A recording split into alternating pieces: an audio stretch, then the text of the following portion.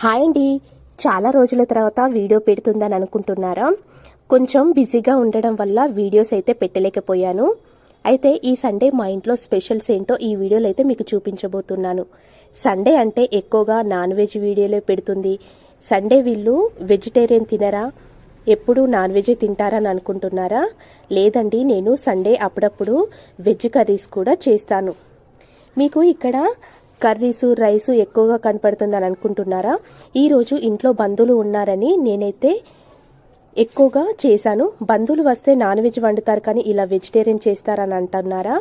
లేదండి, ఈరోజు మేము అందరం కలిసి పూజా కార్యక్రమానికి వెళ్ళాము.